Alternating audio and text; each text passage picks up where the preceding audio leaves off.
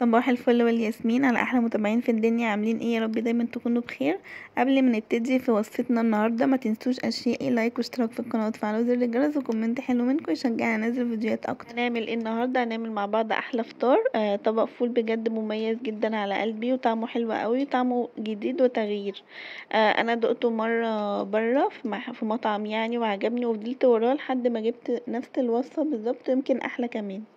انا هنا قطعت البصل قطع صغيره وحطيته على جنب، وابتديت ان انا اقطع الفلفل الرومي واقطع فلفلايه حاميه لو عندك اطفال. طبعا ما تحطيش الفلفل الحامي ده. هنقطع بقى الخضار كل اللي معانا. انا قطعت شبت وبقدونس وحطيتهم على جنب برضو في الطبق جنب البصل. انا هنا قاعده في بلكونه، طبعا دوت مش مطبخي ولا مكاني، انا عارفه انتوا تستغربوا بس انا في مكان بجد مريح للاعصاب جدا جدا جدا. ببقى قاعده هناك مش عايزه جبت امشي. طبق وحطيت فيه طحين او زيت وخل وملح وليمون. كنت حاطه هنا، كنت فاكره ان ده كمون بس طلعت كزبره. ماما قالت لي والله، قعدت اقول للراجل دي كزبره، هو يقول لا ده كمون، في الاخر راحت واخداها. كنت فاكراها يعني ايه اللي هو ممكن يبقى صادق يعني، بس والله اديته تست حلو. بس لا، لو عندك كمون حطي كمون افضل من الكزبره طبعا. حطيت بقى شويه بصل والفلفل الرومي والفلفل الحامي والشبت والبقدونس، واقلب كل ده مع بعض كويس جدا، وهتاكد ان كل حاجه كده اختلطت ببعضها.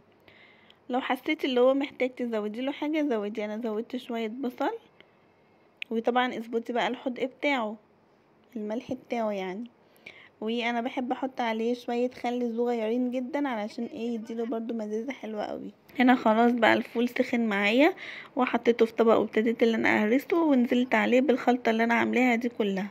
طبعا هتنزلي على قد كميه الفول اللي انت عاملاها. قلب بقى كل ده مع بعض. طبعا ماما لما شافتني اللي انا بحط في الطبق وكده وفي فول في الطبق التاني، راحت حطت كل الخلطه في طبق واحد، وابتدينا اللي احنا ايه نحط شويه شويه. دوت بقى ترشي مخلل يعني كنا جايبينه برضو. وابتديت بقى ان انا افضيه كده في الاطباق. ودوت مشي بقى ماما كانت عاملاه في البيت. قطعت عليه طماطمايه وخيار وفلفل، وحطيت عليه طحينه وزيت، وابتديت ان انا احطه في الطبق كده واقلبه. بجد كان طعمه حلو قوي. ماما كانت عامله لنا برده فطيره كانت حلوه جدا جدا، هتشوفوها دلوقتي. بجد انا عمري ما اكلت فطير بالحلاوه دي اهي. لو عايزين الوصفه والطريقه قولولي في الكومنتات وانا هنزل لكم بالوصفه حالا. بجد الفطيرة تحفة. ماما برضو بتعملها حادقة باللحمة المفرومة والفراخ الشاورما، يعني بتبقى برضو حلوة قوي. بس وهي بصوا مورقة ازاي، بجد حلوة قوي يعني، تحفة. هي كانت عايز اصلا عسل وطحينة بس ما كانش فيه. انا هنا بقى بصوا كنت باكل ووريلكم بصوا كام طبقة، والله بجد ليها طبقات كتير. يعني انت لما بتاكلي فطير من بره ما بيبقاش فيه طبقات كده ومورق كده.